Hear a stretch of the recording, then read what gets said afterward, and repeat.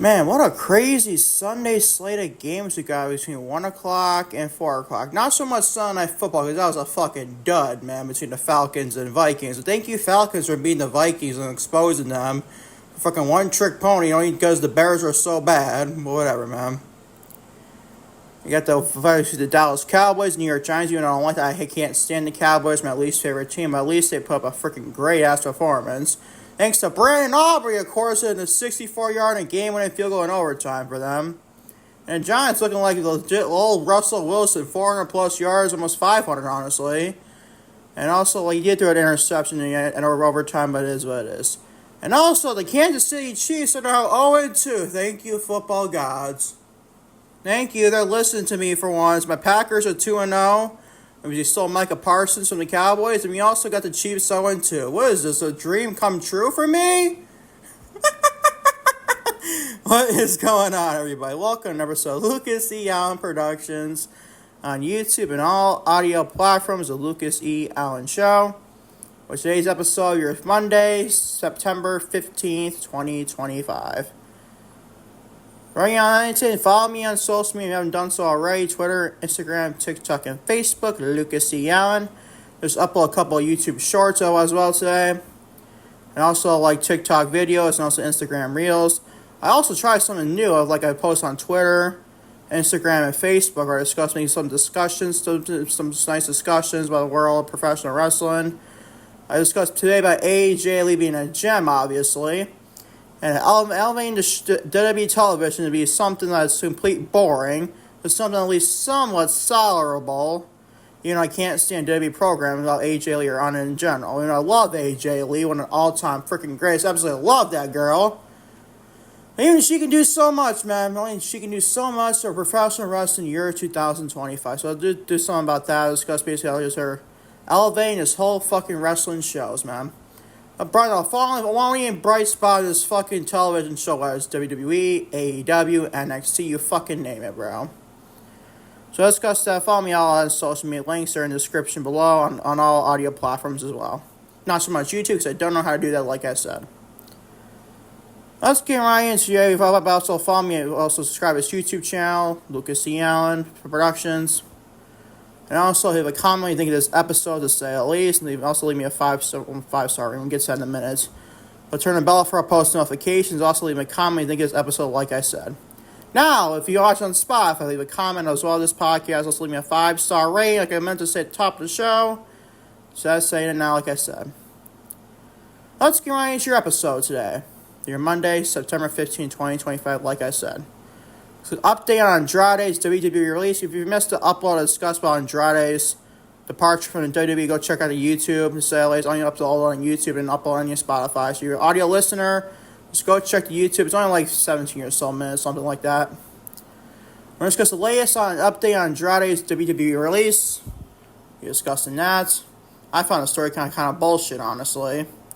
You know, even though I'm not saying he didn't do some wellness stuff, to say at least. I'm just saying, like, is that the only thing that's going to be the only Andrade did? Is it just only him, or is it WWE creative and probably potentially make him doing shit like that? God knows, man. Or else WWE is building a new performance center in Orlando, Florida. Be discussing that. Also, Kevin Owens. There was now an injury, a big-time neck injury, wish him nothing but the best. He makes a surprise appearance at an independent wrestling show. I thought it was honestly quite shocking, man. We're discussing that. Also, Bianca Belair, a glorious EST wrestler, man. Not just WWE, and wrestling in general, I feel. God, I miss Bianca Belair. Does she desperately need in that SmackDown women's division? Tiffany Stratton can only do so much with that championship. Only if you and Nia Jax and Kate Cargill. I mean, come on, bro.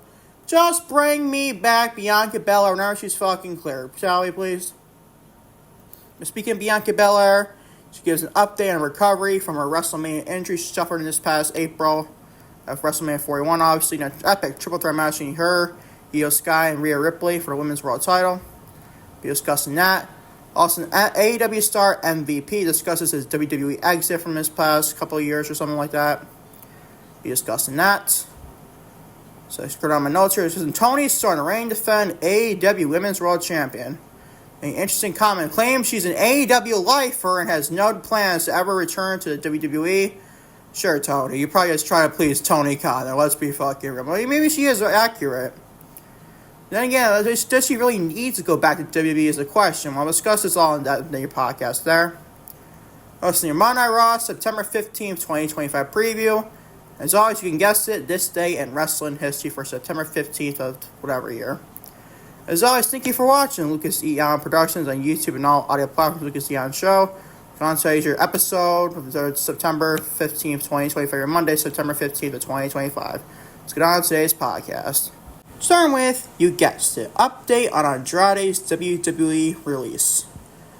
New details have emerged regarding the recent sudden departure of Andrade from World Wrestling Entertainment WWE. As previously noted, a report from Sports Illustrated's John Alba, which was corroborated by Mike Johnson, PW Insider, indicates that a WWE wellness policy failure was one of the factors that led to his release. According to a report from Sports Illustrated, WWE wellness policy failure was contributing factor in the decision to release Andrade. Seriously, a wellness failure? Are you fucking kidding me? That is just fucking ridiculous, bruh. I don't actually believe this report. Just so that in general. If he just failed a wellness policy, you just could have suspended him for a couple of weeks or so, or a month at tops. What the fuck kind of bullshit report is this, bro? Hang on, let's just get right into it also. They also know that WWE is apparently no longer publicly announcing these failures. Go figure. A shift from their previous policy. Mike Johnson, a PW Insider, later confirmed that he had heard the same story, making the rounds among WWE talent as far as back as August of this year, obviously. The report also mentioned another rumor that has been making the rounds backstage. The rumor that said that Andrade was unable to be reached by the company for several weeks, as he had left the United States to travel to another country in South America and was not responding to their attempts to contact him. Sure, bro. A third rumor that has been circulating was that part of the issue stemmed from Andrade turning down a request to work with company's partner promotion AAA. However, the report from PWInsider.com shoots down this theory to make you question why I should believe this report in general, bro. As he was told by 3 different sources, sure, that this request was never even made and that Andrade was never included in any of the creative pitches for AAA crossover events. So why the fuck should I basically believe this report then? I don't understand dirt sheets whatsoever, honestly, for wrestling whatsoever. That's why you don't see me reporting Dave Meltzer. Granted, Dave Meltzer's not involved with this, or Wrestling Observer in general. But still, you get the gist. Like, wrestling journalists just don't know what the fuck they're doing half the time. Even big ones like Fightful, PW Insider, Mike Johnson, what else? Sports Illustrated getting the thick of things too with John Alba. You get the gist. I don't know if I should fucking believe this report. Let me know in the comments section what you think about this report to say at least on YouTube and Spotify to say at least as well. Moving on. WWE is building a new performance center. Oh my god. Center in Orlando, Florida, bro. Oh my god. When the fuck is Central come involved? WWE Chief Content Officer Paul Triple H Levesque has announced that the company is in the process of building a new performance center. The new faculty, also located in Orlando, Florida, is being designed to be even bigger and better. That's what they always fucking say about everything in WWE. Even bigger and better and spectacular and shit like that. I'm just tired of that. Than the current one. Speaking with Shannon Sharp. Oh boy, Shannon Sharp, man. Yikes, that story a long time ago. He got fired from ESPN, man. Shannon Sharp and Chad Ochocinco. I can't fucking say his name. Obviously, Chad Johnson, of the Bengals wide receiver, all-time great. On a nightcap show, Levesque was asked about the current WWE Performance Center in Orlando. He confirmed its location and then revealed that the plans for new faculty, it's in Orlando, he confirmed. We're in the process of building a new one now in Orlando. It'll be even bigger and better. So if you're interested, but maybe like, and it will affect NXT when they're in the Performance Center. I don't know. I highly doubt it will. It should be interesting to say at least if it does impact NXT, maybe something else to be like recruits from like NIL programs, stuff like that. Keep an update on this story going forward. This is the early process of this to say at least.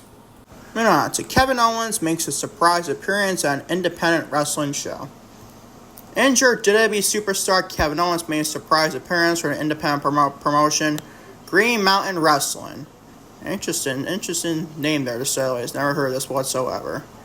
Opening their video, Owens is using his real name, Kevin Steen. Also, his Ring of Honor, his independent shows, like basically everything outside of WWE used Kevin Steen. Like Ring of Honor, you use Kevin Steen, so his name like that. Shares regret that he could not be there in person and congratulate the promotion on crowning its new first ever champion. Don't ask what the championship is called, but I'm going to name it right here. In a video which was shared on social media by the promotion, Owens introduced himself as Kevin Steen, a nod for his long-time celebrated career in the independent circuit, like I said. Before he signed with WWE, he explained that he would love to have been there at the show in Vermont in person to present the championship belt to the winner of their tournament, Moonlight Sun. Mike Sackrose would go to become the first ever GMW champion. He also noted that he has been following the promotion for some time, and he's been excited to see its growth. So there you go, man. Independent wrestling show, basically put over by Kevin Owens. It's just freaking great. I love stuff like Kevin Owens, like Pete done a couple of weeks ago, was on an independent show. I actually like this stuff. It's like complete opposite we got from old days of Vince McMahon. This is the type of stuff I do like from Triple H. He likes to explore like independent shows with the wrestlers there in WWE. So I like this quite a bit to say at least. Maybe there's more stuff and implications afterwards and like different indie shows. Keep up there and not going forward on this podcast to say at least. Moving on to one of my favorite women's professional wrestlers. Actually, I have number 2 on my favorite wrestlers list involving the females.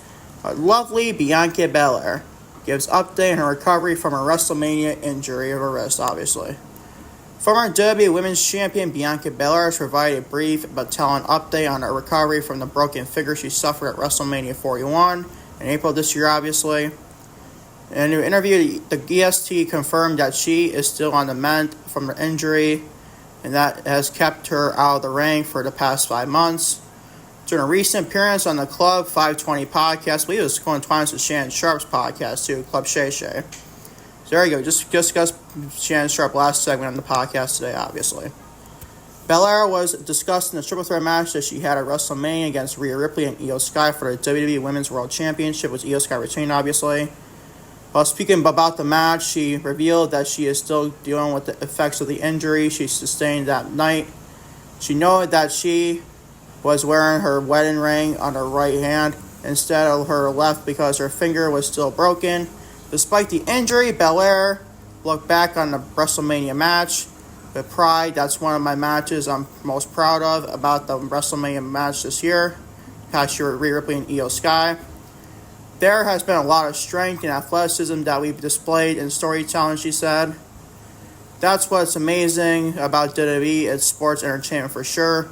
And that's what we do. I'm super proud to be the part of something like that. And another part is the same interview. Belair also revealed that her hope to one day be a part of on-screen story on her husband Montez Ford, which I love that too, honestly. I always wanted to see this. Montez Ford and Bianca Belair is a heel couple in professional wrestling WWE. Kind of like we're seeing with Becky Lynch and Seth Rollins, probably even better though, honestly. So we can get that in the future. We're waiting for that to say at least. This is apparent and many fans have been hoping for some time, like I said. And her comments will only fuel that speculation. Her focus for now, however, remains on the recovery and eventual return to the ring. Which is definitely fair if you ask me. Bianca Belair is always freaking great. She was one of the best, not even just women's wrestlers in the world, one of the best professional wrestlers in God, either male or female. And I fucking stand by that, bro. I definitely stand by that. Bianca Belair is fucking great. Phenomenal as she is. One of the best in the fucking world, male or female. So hopefully God will see her when she's back. Keep an update on her going forward. I absolutely love Bianca. You know how much I love her on this podcast. All Mercedes, my name, girls like that. Just love Bianca Belair to death to say at least. She is fucking great. Can't wait to see her back in WWE. It's Raw or SmackDown. Hope to God SmackDown, because SmackDown can desperately use, especially at women's divisions, competitors with Tiffany Stratton. for said WWE Women's Championship. It's Tony Tiffany's trying to do so much to that championship. She's been basically the whole year. It's January 1st match of the year in 2025. So I hope the guys see some more contenders for Tiffany Stratton, and Bianca Belair definitely be up there to say at least when she comes back to WWE. Eventually say at least. Keep updating her going forward. Oh, for the love of God. All of a sudden, during that Bianca Belair segment, last segment I did in the podcast right here, fucking lawnmowers are being spewed and neighbors are yelling across my street. You can't make this shit up, bro. You can't make this shit up. Moving on, back to regular standard programming, shall we? MVP, Montel Vontavious Porter, AEW superstar, discusses his WWE exit. A premature breakup of the Hurt Business in 2021 remains one of the most debated creative decisions in the modern day era of WWE history. Gee, you don't say. Now the group's leader, MVP, has opened up about the end of the popular segment or faction, revealing that he and Bobby Lashley begged Vince McMahon not to split them up, and that the decision, along with the change in management, directly led to his departure from the company and his move to AEW All Elite Wrestling. No shit. The Hurt Business, comprised of MVP, Bobby Lashley, Shelton Benjamin, Cedric Alexander, was on TNA obviously, was one of the most dominant and well-received acts in the pandemic era for WWE, holding both the WWE and Raw Tag Team Championships simultaneously. The group's sudden and seemingly explainable breakup was met with widespread criticism from fans, and as MVP has now confirmed the members themselves. Speaking on Insider Chris Van Vliet podcast, MVP detailed the frustration he and Bobby Lashley felt and their attempts to convince Vince McMahon to change his mind. He explained that this creative decision, combined with a dislike of specific person in the management structure, Triple H, damn well, you know the stories of him and MVP, you'll look it up, people. I'm just guessing there. I'm not saying it's totally Triple H and somebody else. We'll wait and find out, I guess. Solidify his choice to leave WWE. Everybody knows that the Hurt Business got shut down in WWE for reasons that never been made clear to me. No one has ever said, and I beg Vince, Bobby begged Vince, but please don't do this. Vince had his ideas of what he wanted to do, and everybody generally agrees that he got shut down way too soon. So when it came to our contracts, I made it very clear that I don't want to be there anymore. There are people and there are management that I dislike immensely, a person that and I wouldn't be able to even bother to get into that. And of course you won't, because you already know who that is, obviously. But I just knew that there's certain people in charge, and that's how the wrestling game is. That's how life is. I don't care where you work. When management changes, some people are out, other people are in, and I knew it was time to go. I wasn't going to resign. MVP also revealed that he has actively encouraged his former stablemates to join him and leave in WWE to reform their group in AEW. He is thankful to AEW President Tony Khan for giving them the opportunity to continue their story as the Hurt Syndicate and to pay it forward by helping younger talent. And last about the creative control, man. Oh my God, that'd be fucking insane. I was in Bobby's ear constantly, like, don't resign. Shelton got released, don't resign. Let's you and me and Shelton get back together. Let's go to AEW. I know we can go to AEW and we can bring this thing back up. I'm grateful to Tony Khan for seeing the value in us and giving us the opportunity to come over there and continue to tell our story and help some of these younger talents, because contractually to what interests you or internet tells you, there are a lot of young guys that come up and ask for us for advice and ask us to watch their matches and ask us for insight. No pun intended. Chris Van Vliet podcast, obviously, when he's on right now, obviously, and I loved being able to pay it forward because he gave it to me. So thank you to Tony Khan for seeing something in us and believing in us and giving us the opportunity to end the Hurt Syndicate in AEW and for us to finish telling our story.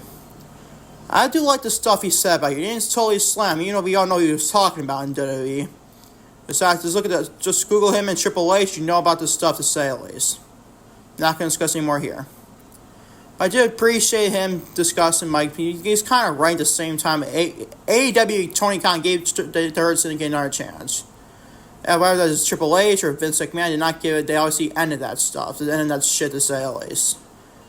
When I think the Hurt Syndicate in AEW is not beholder, but still, Tony Khan gave him something that Triple H and Vince McMahon couldn't do. So there you go, to say at least. Keep updating the Hurt Syndicate and MVP going forward, in all honesty. Moving on to Toni Storm, the reigning defending AEW Women's World Champion, claims she's an AEW lifer and has no plans to ever return to the WWE World Wrestling Entertainment as well. AEW Women's World Champion Timeless Toni Storm has made a definitive statement about her future in professional wrestling industry, declaring that she is with All Elite Wrestling for life and has no intention to ever return to WWE. The reigning champion has found eminent success in AEW, particularly with her current timeless persona after her WWE run. During a recent appearance on the Sandman's podcast, Storm was asked about her long-term plans. I'm on a 5-year deal, and I can't remember how long, but I'm a lifer for AEW. There's no oh well, I'll see what happens when I'm done with wrestling. You'll never see me again. You'll never see me in any other capacity or in any other company, for that matter. Exclusive, and then I will vanish with that. There's no encore. I'm not doing anything else. Where would I go? What would I do? Because I'm in a long-term deal for AEW. I'm signing my life to AEW. When the Sandman pointed that the unforeseen things can happen in wrestling, Storm remained firm on her current stance. That does happen a lot in wrestling, though. Yes, random crazy shit that happens, but as of now, AEW for life.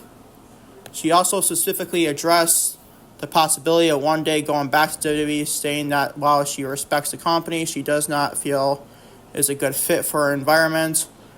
That's interesting, because her time as Toni Storm persona would be fucking great for WWE. Especially in that women's division, they're clean on characters. Like you see Naomi in a perceived a caution gimmick, bringing what Bayley's doing on Monday Night Raw, when her gimmick developing. Like Toni Storm's timeless gimmick would probably be funny, pretty great shit in WWE. But it's her opinion, though, let me say. No, that's no offense to them. I think they're great. I understand them for exactly what they are.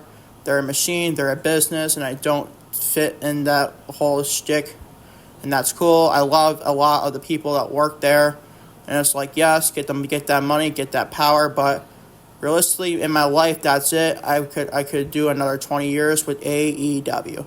It is if AEW lasts for 20 more years, to say at least. But let's get that conversation now, shall we not? I do appreciate Toni Storm's somewhat honesty. I know she's kind of in character with this. Do I see her going back to WWE eventually? I don't know. You see, she's different from Mercedes Moné. I feel like she'll return to WWE eventually when the time is right and you're done with AEW, she's done everything you've done in AEW. That's different. But she also got Toni got wrong in AEW too, or WWE too, but still. Not as extensive to WWE versus Mercedes, when she's known for her legacy in WWE. Even she would say that as well. Keep up updated on Toni Storm, what she does going forward in AEW and beyond, to say at least. Moving on to your Monday Night Raw, September 15, 2025 preview for tonight's show. Tonight's episode of Monday Night Raw from the Mass Mutual Center in Springfield, Massachusetts is the go-home show for its Saturday's inaugural WrestlePalooza Premium Live event. The broadcast is set to feature the return of John Cena to his home state in a face-to-face confrontation between the four superstars involved in the mixed tag match as well, and more. The show will air at special time. Earlier start time is 7 p.m. Eastern Standard Time as part of a 3-week experiment against NFL's Monday Night Football. John Cena will be live on Raw tonight in his home state of Massachusetts. He is set just 5 days before his singles match against Brock Lesnar in WrestlePalooza. Lesnar made his presence felt on last week's SmackDown, and Cena is expected to have his final words for Lesnar on tonight's show.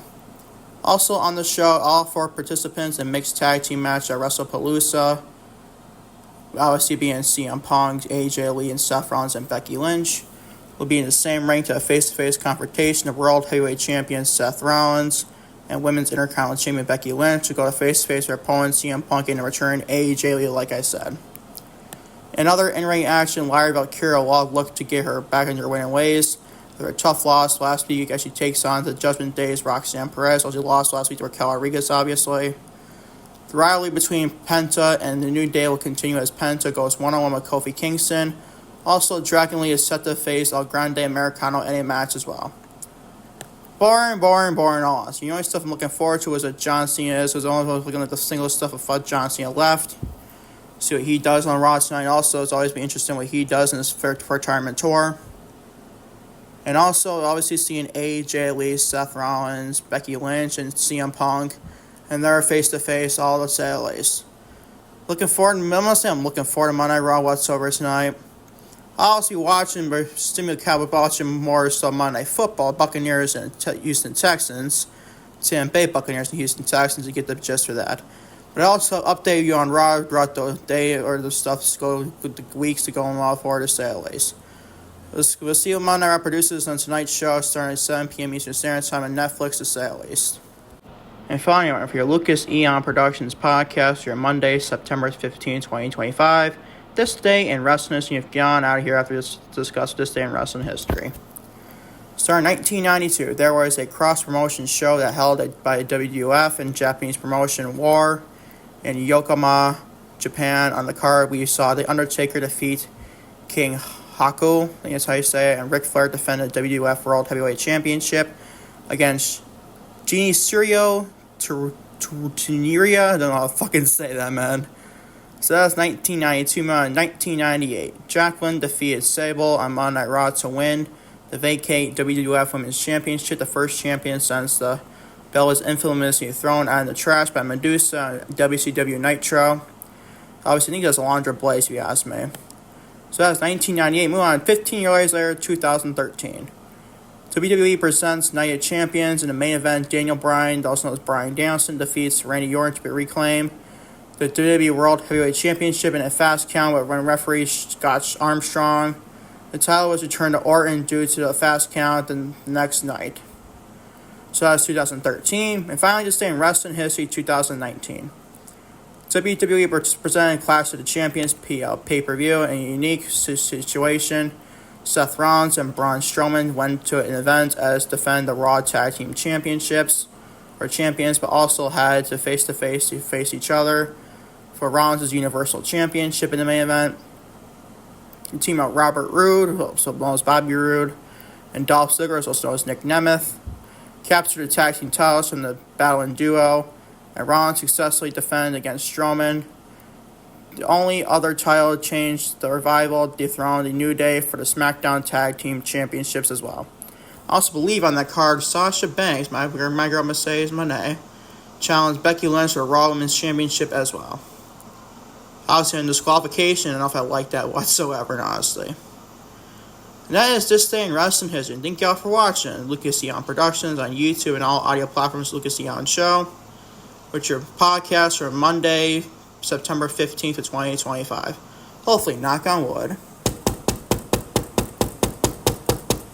I have hoping 2 more uploads today on YouTube and all audio platforms as well. There's 2 more uploads, we'll discuss that then in the say at least. Until next time, and trust me, definitely be next time, right? Peace, love, right? I am out. Take care. Love you all big time to say it at least.